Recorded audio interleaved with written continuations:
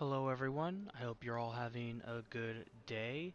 So for this build, it is going to be a paladin slash really, fancy knight build, as you can see with the layered armor I have chosen.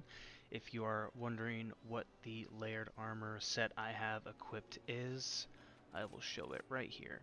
So we are using the Shigaru Magala sword and shield. There is no layered armor over it. If you want to change it though for a more knightly kind of regular swordish looking look, I recommend the Royal Order sword, but because we are going for more like a holy paladin kind of thing, I have it unequipped. Also, some people like the monster parts showing on the weapon more. So the layered armor is going to be the Heavy Knight's helmet, the Hoplite's helm, and the rest is all Damascus. And the augment I have is every pigment 1 is white and every pigment 2 is gold to make it look nice and shiny for everyone. So for the actual equipment itself, as I said, we are using Shigaru Magala's sword and shield, and for the helmet, we are using the Teostra Crown X. This gives us 3 points into critical eye, 1 point into crit boost. Oops.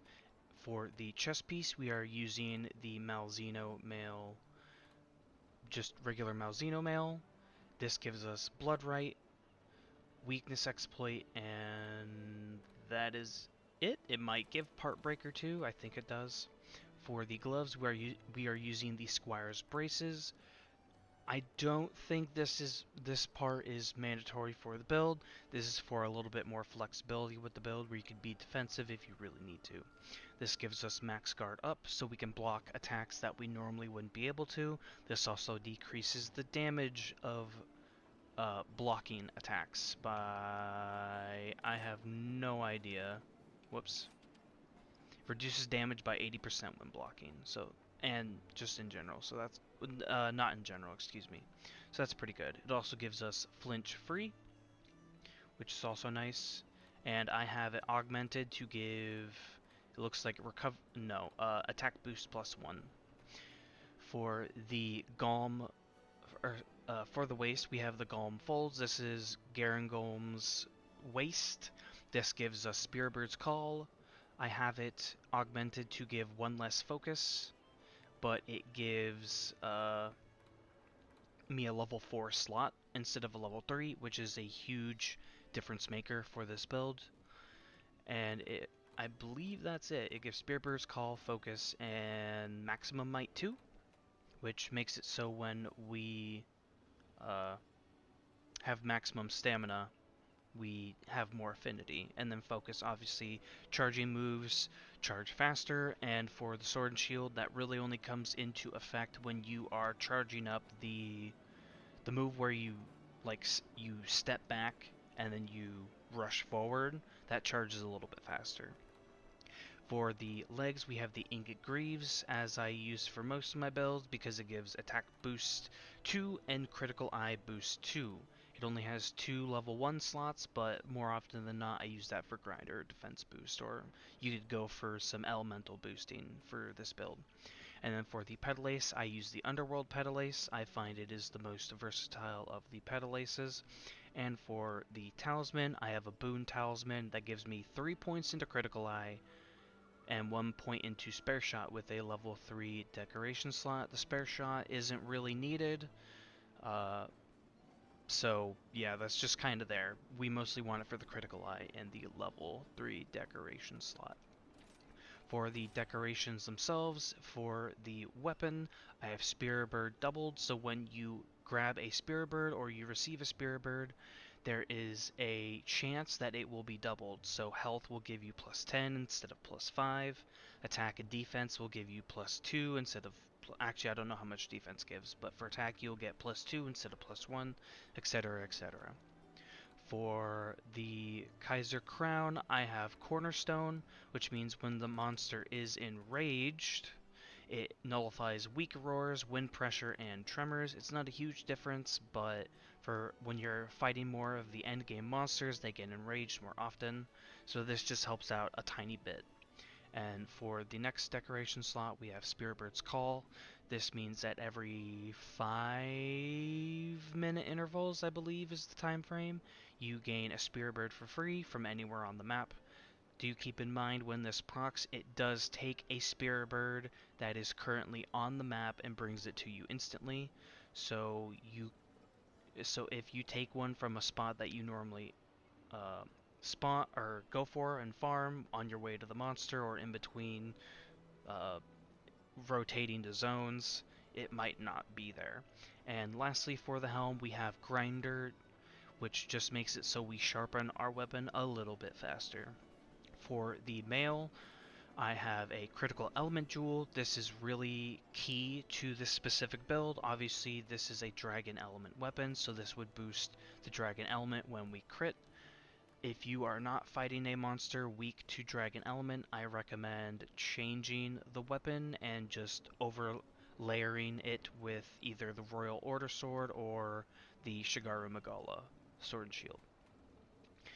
And for the next jewel, we have a grinder jewel, which again just makes us sharpen the weapon a little bit faster.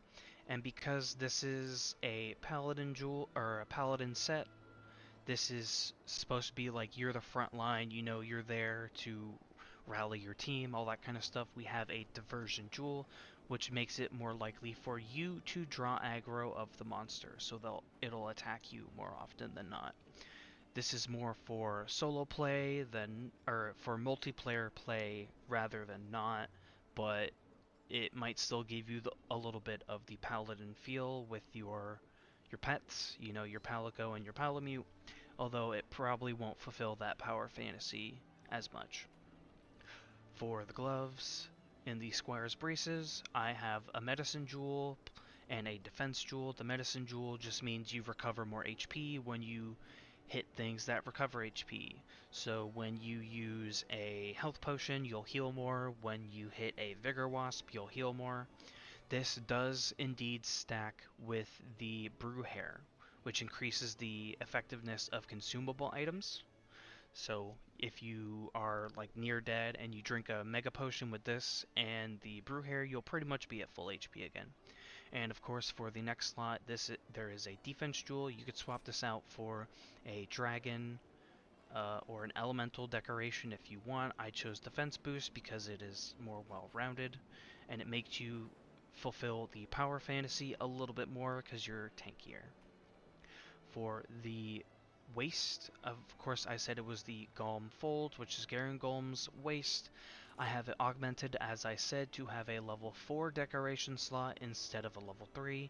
The level 4 really, really helps out this build, so if you can get one, I recommend doing so, because this allows us to put in Mastery or Master's Touch level 2, which means when we crit, there's a 40% chance of no sharpness loss. And this build's affinity goes up to, I believe, 75%, so we're going to be critting all the time, non-stop, or pretty dang close to it. Next, we have another critical element jewel. This increases the damage of our elemental attacks when landing crit hits. Again, this goes really well with the amount of affinity that we have in our build. As you can see, our critical eye is completely maxed out, as well as having maximum might, which increases it a little bit more when our stamina is at max. We also have critical boost and weakness exploit. And lastly, in this, we have a dragon jewel. This is because this is a dragon weapon. If you are not using a dragon weapon, please feel free to swap this out for whatever you feel fits the weapon that you're using more. Or maybe you just want to go for another defense jewel or another cornerstone jewel. A lot of things could be substituted for this dragon jewel. And for the Ingot Greaves, I have 2 defense boost jewels. Again, these can be swapped out to your leisure for whatever you feel would work for you better. You could add more element, you could add, you could max out Grinder completely. Oh wait, no, it's already maxed out, never mind. You could put in a elemental resistance jewel if you want. Those are there to play around with. I just chose defense jewels because when I think of a paladin, I think of a big, beefy frontline who's there to rally their team behind them and kind of be like that beacon of hope, you know? So the more defense you have, the more you can stay in the fight, uh, and so on and so forth.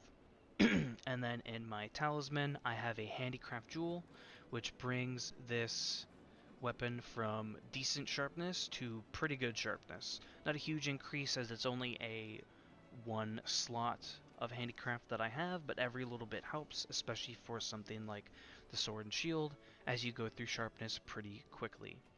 Uh, I also have a... where is it? Maybe I don't have it. No, I don't have it. So one of the augments that I got at one point was a Grinder S augment, which I believe is protective polish from World, although don't quote me on that. Well, that is this build. I really hope you like this build. I know a lot of people like Paladin-esque thematics, so I hope you have a wonderful day, evening, or night, and I will see you all in the next video. Goodbye!